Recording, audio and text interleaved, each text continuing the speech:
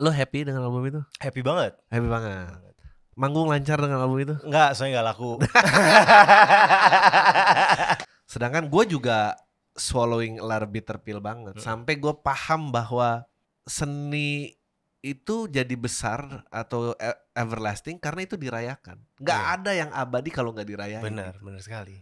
Sekarang gue pingin gak mau terlalu look too much ahead, man. Karena kan gue dari 8 tahun nih udah planning, ya baru jalan sekarang gitu. Jadi kan, ngerti gak sih? Kayak gue 8 tahun sih gue udah capek inilah. Well, yeah, it's 9 to 5 for me. Yeah, man.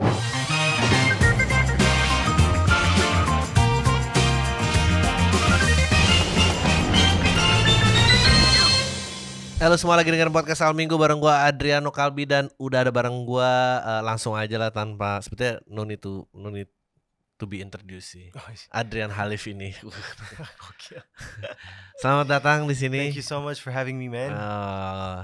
Jadi ya gue langsung ngobrol-ngobrol ya sih, banyak sih yang pengen gue tanyain. Gue ya sekarang udah berapa juta view di YouTube itu? Kalau di YouTube apa? Sialan kalau video klipnya udah hampir 10 juta ya. Terus yang sama hal ini kemarin juga 10 juta plus sih. Di Spotify lumayan banyak. Oke, lo jadi cerita ya kan lo collab apa dan segala macam. Nah tapi kan sebetulnya lo tuh rootnya R&B singer. Yes. Album pertama keluar tahun 2019 judulnya Embrace. Lo happy dengan album itu? Happy banget. Manggung lancar dengan album itu? Enggak, soalnya nggak laku. Since we're on the topic, since lo udah ngomong gitu, nah ini menarik. Gue penasaran. Tapi gue juga penikmat R&B. Maksudnya at that time T5 juga itu udah lama banget. Waduh. OG. T5 dan Tofu ya, tapi kenapa R&B?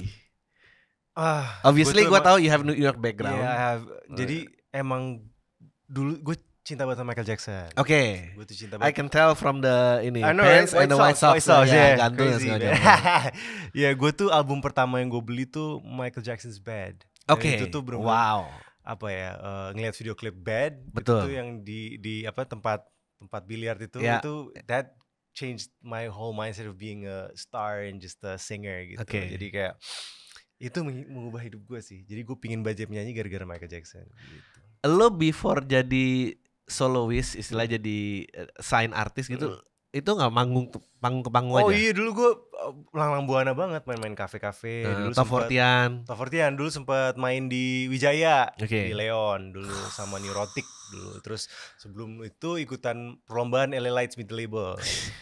Band menang, masuk label ada internasional di Indonesia, terus nggak jalan setahun, akhirnya gue keluar terus jadi soloist deh gitu. Setlist andalan lo waktu jadi band cafe apa aja? End of the Road, I'll Make Love to You, Casey and Jojo apa tuh? Sama ini Michael Jackson, The Way You Make Me Feel. Wah, sebenarnya nggak banyak lo yang main Michael Jackson. Oh iya, gak deh? Nggak banyak, menurut gue sedikit.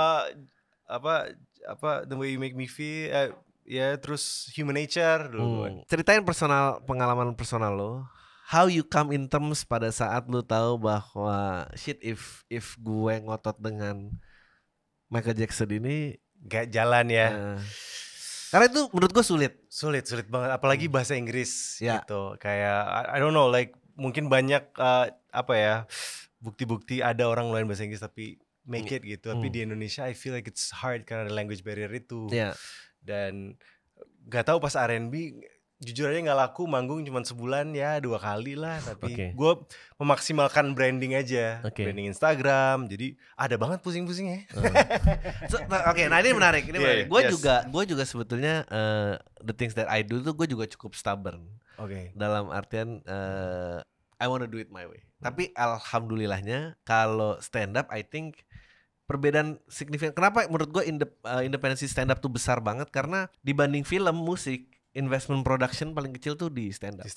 So if I can make a certain pool of loyalists, gue tahu nih pathway gue gimana. Gue tahu how to make it break even. Maksudnya kan kalau band itu kan lo ada bandnya lagi, lo harus nyewa studio apa dan segala. Film lebih kompleks lagi.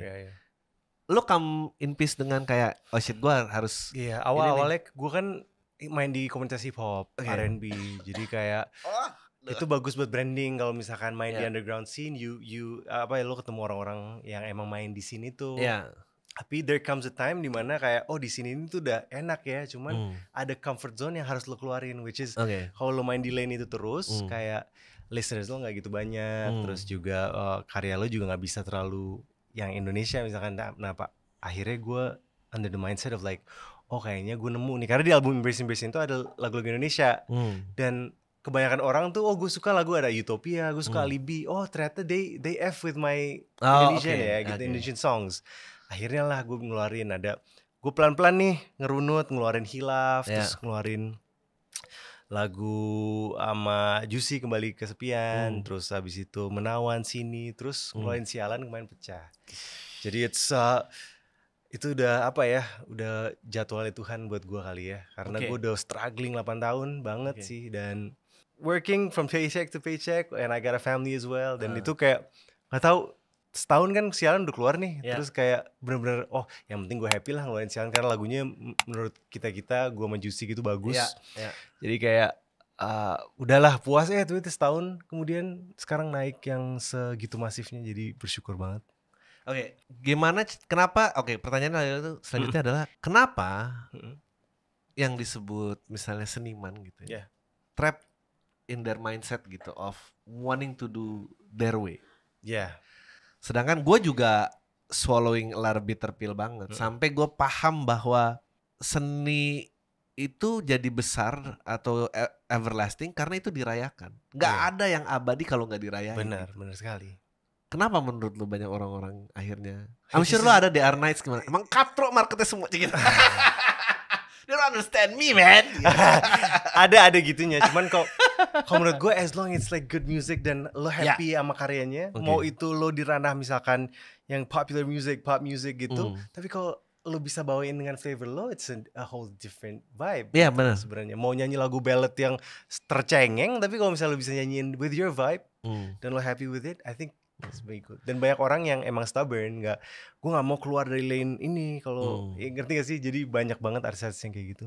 And ini nggak nggak pointing fingers, tapi kayak pool yang sealiran itu juga menjebak juga kan, kayak respect tinggi jadwal manggung nggak ada. Itu dia. Masa there comes a time di mana lo pengen keren tapi lo juga butuh duit. Jujur aja. This is what comes dari orang yang emang anaknya 2. Itu emang beda. Yeah, definitely. Yeah, the whole mindset shifting lah. Dulu sakit hati, sekarang SPP. Yeah, man. Ya, gue tuh juga agak bingung sebetulnya karena kenapa ya jadi seolah-olah sesuatu yang bertentangan banget gitu. Padahal gini, gue percaya even misalnya lo mau bilang apa di Amerika gitu, dan film idealis apa Dunkirk, financially itu justifiable loh. Justifiable. Justifiable. Maksudnya banget. Itu recoup loh. Itu nggak mungkin jadi Dunkirk kalau rugi. Nggak mungkin. Iya, ngamuk itu pasti semua orang. So I think now is the question, seberapa besar market yang bisa lo ambil without losing the sight of yourself. Yeah. Terus lu apa kalau misalnya udahlah fuck it, nggak R&B lagi. Wah.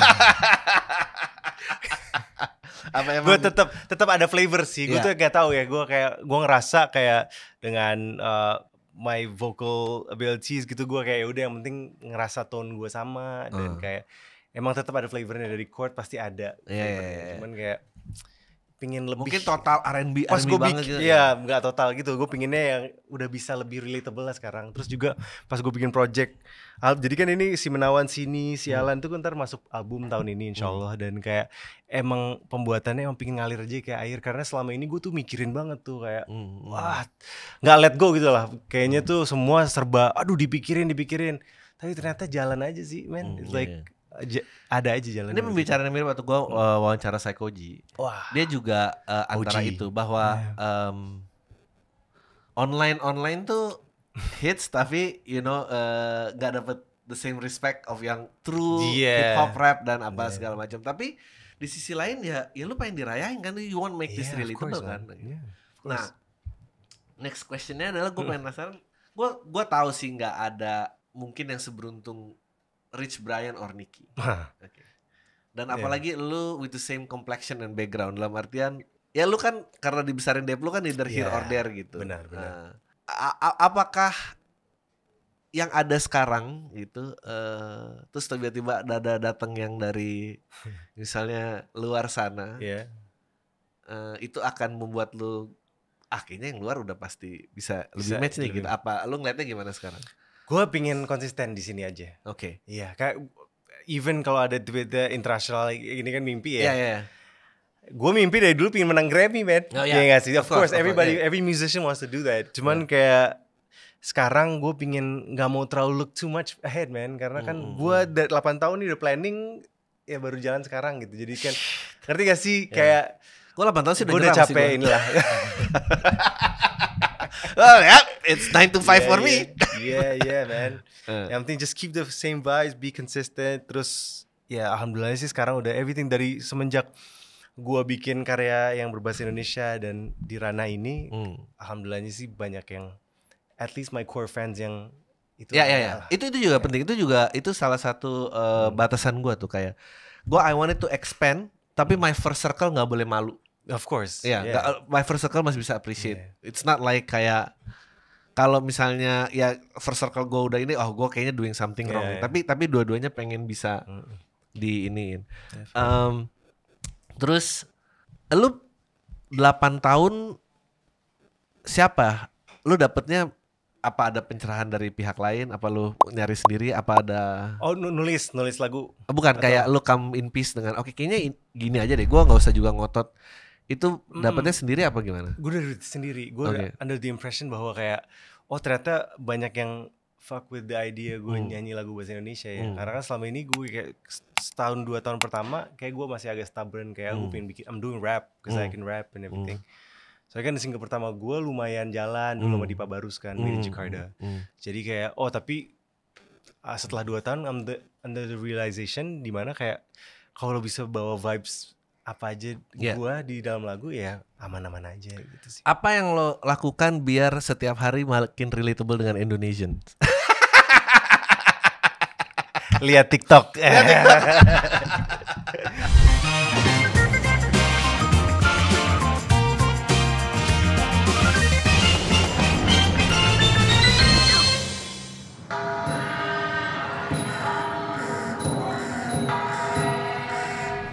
Sawadikap, welcome to Fixram Thailand. เรื่องราวเกี่ยวกับเด็กทารกการทำแท้งเด็กทารกที่นี่ serem nih, masih ada jenazah yang pernah dibakar. Gua mau ngobrol orang kebakar, coba. Gila aja gitu.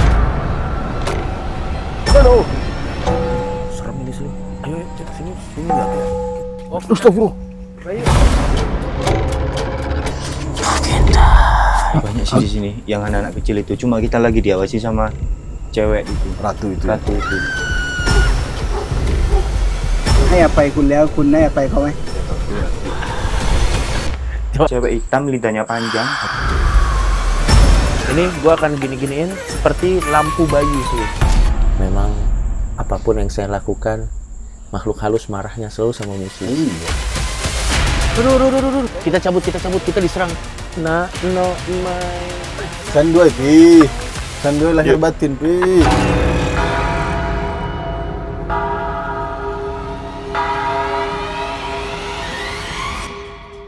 Percuma sih nggak bisa. Goblok kan ada orang Thailand, kenapa pakai Google Translate lama banget.